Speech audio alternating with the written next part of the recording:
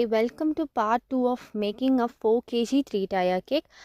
Customer கேட்ட மாதிரியே நம்ம இந்த கேக்கை 3 டயரில் மேக் பண்ணி எடுத்தாச்சு. டாப் டயரில் ஒரு மிக்கி மவுஸ் வந்து ஹாஃப் மூனில் தூங்கிட்டு இருக்க மாதிரி ஸ்டிக்கர் ரெடி பண்ணி ப்ளேஸ் பண்ணியாச்சு. தென் அந்த டிசைனில், அந்த கேக் டிசைனில் சைடில் ஃபுல்லாகவே வந்து பாட்டம் டயரில் ப்ளூ கலர் ஸ்டார்ஸ் இருக்கும். நான் ப்ளூ கலர் வேண்டாம், அல்டர்னேட்டிவாக பண்ணலான்னு சொல்லி கோல்டன் கலர் ஸ்டார்ஸ் வச்சுருந்தேன். அது ஒன்றுமே கொஞ்சம் லுக்காக இருந்தது. ஃபாண்டன்ட்டில் கோல்டன் கலர் ஸ்டார்ஸ் மேக் பண்ணி பாட்டம் டயரில் ஃபுல்லாகவே வந்து ப்ளேஸ் பண்ணி எடுத்தாச்சு. தென் சென்டர் டயரில் வந்து அந்த ரெஃபரன்ஸ் பிக்சர்லேயுமே வந்து க்ளவுட்ஸ் தான் இருந்தது. ஸோ நம்மளும் க்ளவுட்ஸே மேக் பண்ணி சென்டர் டயரில் வந்து 2 சைடுமே வந்து க்ளவுட்ஸ், ஃபாண்டன்ட் க்ளவுட்ஸ் வந்து ப்ளேஸ் பண்ணிட்டோம்.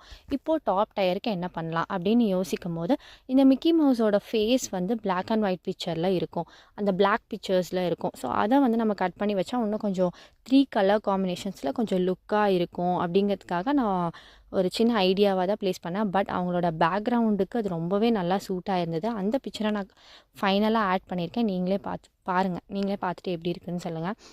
தென் அந்த மிக்கி மவுஸோட ஃபேஸ் ஸ்டிக்கர்ஸும் குட்டி குட்டியாக கட் பண்ணி டாப் டயரில் ப்ளேஸ் பண்ணியாச்சு, சைடில் எல்லாமே. தென் டாப்பில் வந்து க்ளவுட்ஸும் ஒரு குட்டி மிக்கி மவுஸ் வந்து ஒரு க்ளவுட் மேலே தூங்கிட்டு இருக்க மாதிரி ஸ்டிக்கர்ஸ் இருந்தது அந்த ரெஃபரன்ஸ் பிக்சரில். ஸோ அதையுமே நம்ம வந்து ஃபுல்லாகவே ப்ளேஸ் பண்ணியாச்சு.